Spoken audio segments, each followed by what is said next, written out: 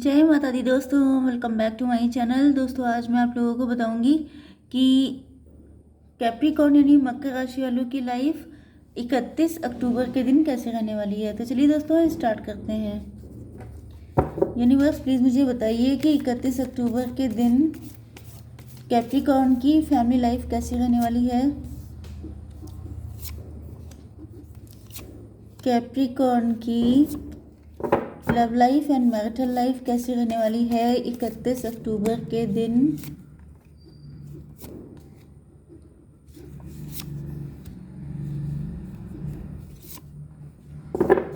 Okay, bottom की energy आ चुकी है चैरियट की। इसका मतलब ये है कि आपके पार्टनर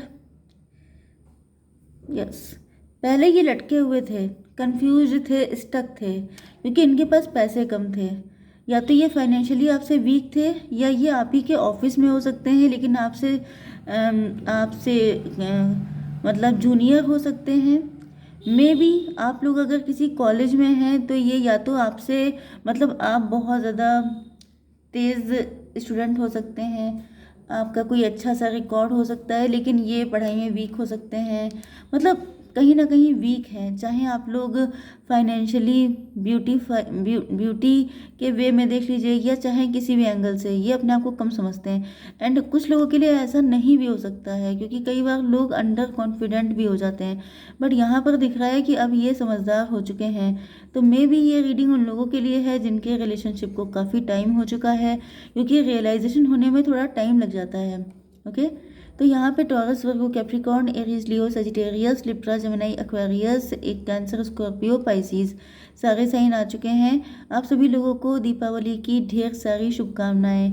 ओके, यहाँ पर दिख रहा है कि नंबर इम्पोर्टेंट है आपके लिए 7, 1, 5, 4, 10, 1, 11। 11 हो सकता है आपके लिए इम्पोर्टेंट। 11 नंबर आपके लिए इम्पोर्टेंट है, या फिर ये सारे नंबर किसी भी एंगल से आपके लिए इम्पोर्टेंट हो सकते हैं। Okay, 5, 6, 7, 10 and 1।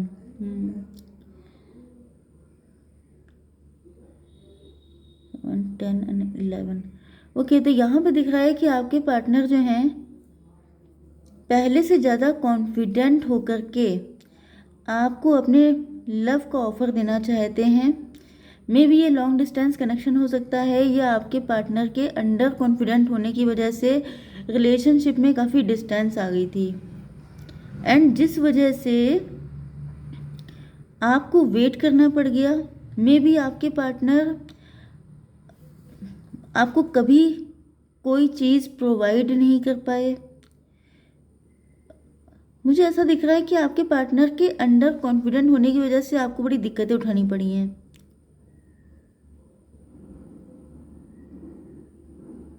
आपके पार्टनर जो हैं फाइनेंशियली ग्रो कर चुके हैं, क्योंकि पहले ये पेज की एनर्जी में थे लेकिन अब ये हो चुके हैं नाइट की एनर्जी में। लेकिन उसके बाद भी आप लोगों की एनर्जी क्वीन की है, मतलब कि अभी भी आप लोग इनसे वे बेटर हैं। कुछ लोगों के लिए ऐसा हो सकता है कि अगर आप लोग किसी ट्विन फ्लेम रिलेशनशिप में हैं या सोलमेट हैं, तो मतलब ये हो सकता है कि पहले आप लोग सेम पेज पे नहीं थे। मतलब या तो आप लोगों के बीच में बहुत कॉन्फ्लिक्ट रहते थे, आप दोनों एक दूसरे को समझ नहीं पाते थे। अंडरस्टैंडिंग प्रॉब्लम हो सकती है कि आप मतलब देखिए, अंडरस्टैंडिंग क्या होती है कि आप जिस चीज़ को जिस सेंस में बोल रहे हैं, दूसरा उसको अलग सेंस में निकाल रहा है।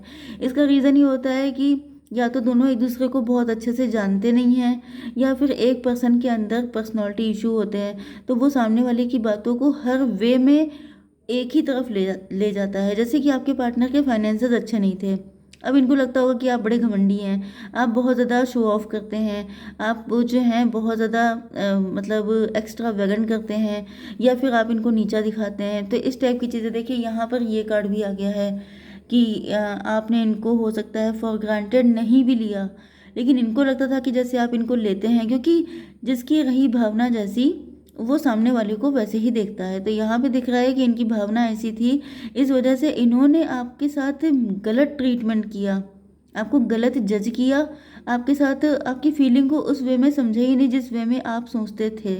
इस वजह से आपको बहुत दिक्कतें उठानी पड़ी, एंड आप हमेशा आपने एक अकेलापन फील किया है क्योंकि ये कभी समझ ही नहीं पाए। एंड अब दिख रहा है कि आपके पार्टनर अब जा कर के नाइट ऑफ कप, अब जा कर के ये समझे हैं आपको। उतना तो अच्छा नहीं समझ पाए हैं, लेकिन फिर भी पहले से ज़्यादा समझ पाए हैं।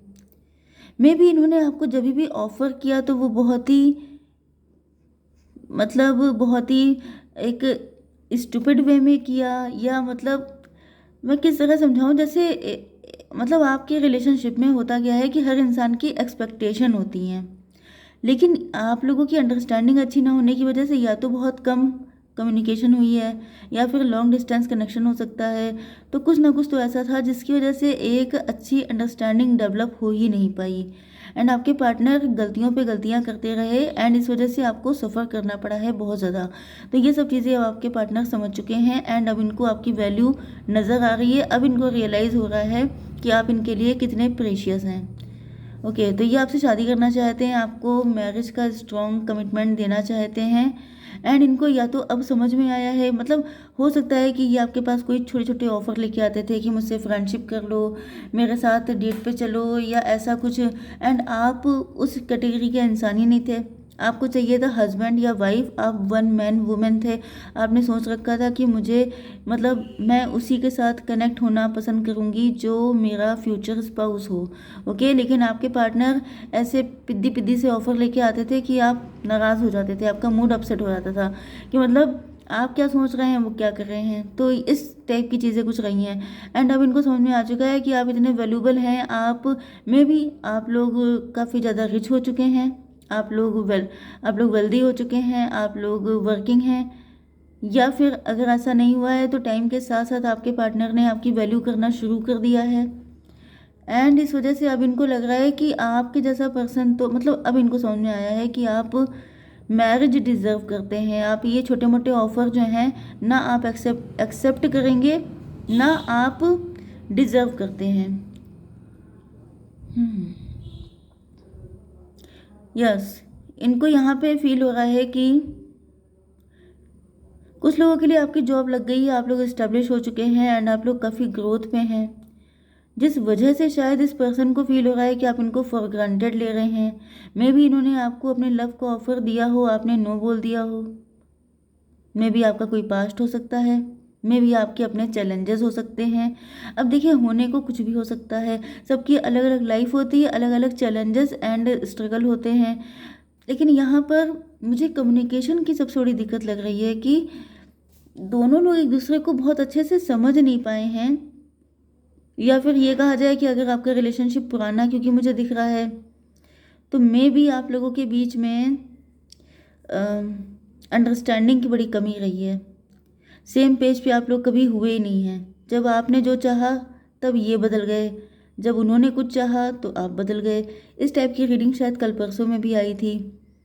तो ऐसा दिख रहा है कि यहाँ पर जैसे कि आपके पार्टनर ने आपको लव ऑफ़र किया, जब ये समझ गए कि आपको कमिटमेंट चाहिए तो उन्होंने आपको कुछ ऑफ़र किया है, लेकिन आपने तब तक नो बोल दिया। क्यों? क्योंकि आपका टाइम अप हो गया था। आपने कहा कि अब मैंने इतना वेट कर लिया है, अब मेरे अंदर वो फीलिंग बची नहीं है, अब तुम क्या करने आए हो। तो इस तरह की एनर्जी दिख रही है। कुछ लोगों के लिए लिटरली मुझे ऐसा लग रहा है कि आपके पार्टनर की फाइनेंशियल कंडीशन वाकई में अच्छी नहीं है, एंड ये कोई शादी का प्रपोजल भी हो सकता है जो आपके लिए आया था, जिसको आपने मना कर दिया। यहाँ पे कोई दो पर्सन भी हो सकते हैं, लेकिन दोनों ही नाइट की एनर्जी में हैं, मतलब आपसे कम हैं। अब देखिए, कम होने के भी बहुत सारी चीज़ें, मतलब इतनी चीज़ें होती हैं कि जिसको समझा पाना मुश्किल हो जाता है। अब देखिए, जैसे कि मैंने बताया कि पर्सनालिटी इशू होते हैं, किसी के स्ट्रगल होते हैं, किसी के चैलेंजेस होते हैं, किसी की फैमिली की रिस्पॉन्सिबिलिटी होती है। तो इतनी सारी चीज़ें होती हैं कि किसी को समझ पाने के लिए अच्छा खासा टाइम चाहिए होता है, लेकिन यहाँ पे मुझे टाइम की थोड़ी सी कमी लग रही है। या तो आप बहुत बिजी रहते हैं, या आपके पार्टनर बहुत बिजी रहते हैं, या बहुत शॉर्ट टर्म में कुछ ऐसा हुआ कि अंडरस्टैंडिंग डेवलप ही नहीं हो पाई, एंड आप लोग डिटैच हो गए। तो फिलहाल मुझे लग रहा है कि आपके पार्टनर ने अगर आपको गलत जज किया है तो ये आपसे माफ़ी भी मांगना चाहते हैं, क्योंकि हो सकता है कि कोई फाइट हुई हो, कोई कॉन्फ्लिक्ट हुआ हो। मुझे थोड़ा सा बॉटम की एनर्जी चेक करनी है, क्योंकि यहाँ पे बहुत क्लियरिटी नहीं आ रही है। आप लोग फैमिली से काफ़ी रिच हो सकते हैं, ओके, ये चीज़ तो पक्की है कि आपने काफ़ी कुछ गेन किया है, वो भी अपने दम पर।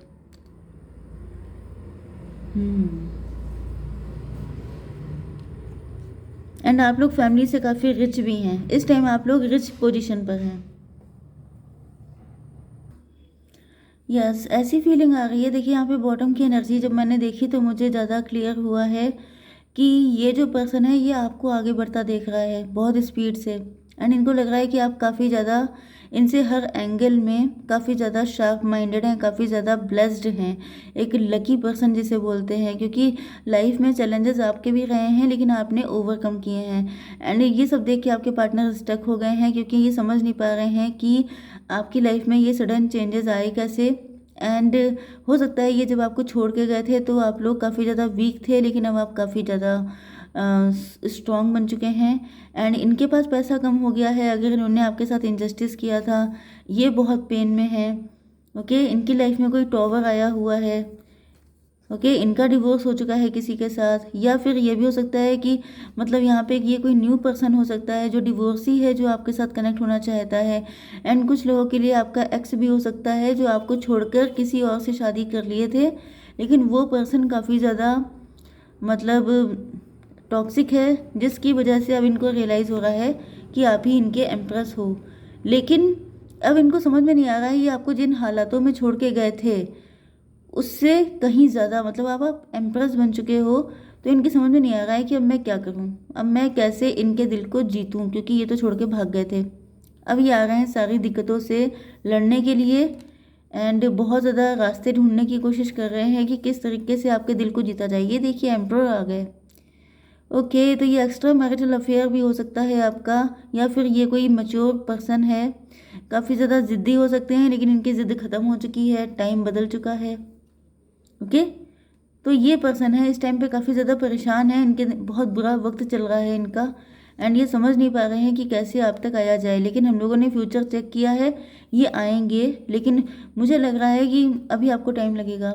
ओके, ये जिसकी भी रीडिंग है टाइम लगने वाला है इसमें, तो थोड़ा पेशेंस रखिए। ओके गाइज, जय माता दी।